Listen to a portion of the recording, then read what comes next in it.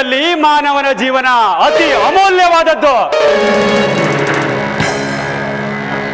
ಈ ಜಗತ್ತಿನ ಕತ್ತಲೆಯನ್ನು ಬಡಿದೋಡಿಸಲು ಆ ಸೂರ್ಯ ಚಂದ್ರನ ಆಗಮನವಾದರೆ ಯೌವನ ತುಂಬಿದ ಕನ್ಯೆಯರ ಬಾಳಿನ ಬೆಳಕಾಗಿ, ಅವರ ಕನಸಿನ ರಾಜನಾಗಿ, ಸರಸ ಸಲ್ಲಾಪದಲ್ಲಿ ತೊಡಗಿ ನನ್ನ ಕಾಮದಾಹವನ್ನು ತೀರಿಸಿಕೊಂಡು ರಾಜಾದಿರಾಜನಾಗಿ ಮೆರೆಯುತ್ತಿರುವನು ಈ ಜಗದೀಶ.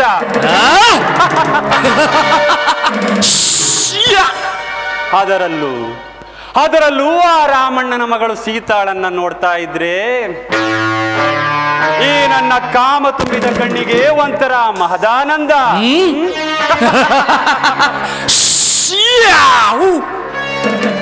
ಆ ಸೀತಾಳ ಪ್ರತಿಬಿಂಬವನ್ನ ಈ ನನ್ನ ಮನಸ್ಸಿನ ತುಂಬಾ ತುಂಬಿಕೊಂಡು ಅವಳ ದೇಹದ ಸರಿಯ ಸೊಬಗನ್ನ ಸವಿಯಲೇಬೇಕು. ಶಿಲಾ ಬಾಲಕಿಯರನ್ನ ಮೀರಿಸುವಂತಹ ಸೌಂದರ್ಯ, ಚೆಂಗುಲಾಬಿಯಂತಹ ಚೆಲುವು,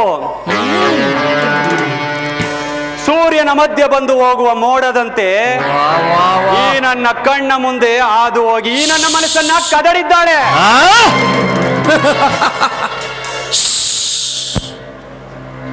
ಆಕಾಶದಲ್ಲಿ ಹಾರಾಡುವ ಗರುಡ ಮೇಲಿನಿಂದಲೇ ಹೊಂಚು ಹಾಕಿ ಸಂಚು ಮಾಡಿ ನಾಗರವನ್ನು ಎತ್ತುಕೊಂಡು ಹೋದ ಹಾಗೆ ಅವಳನ್ನೊಮ್ಮೆ ಎತ್ತುಕೊಂಡು ಹೋಗಿ ಅವಳ ದೇಹದ ಸವಿಯನ್ನ ಸವಿಯಲೇಬೇಕು.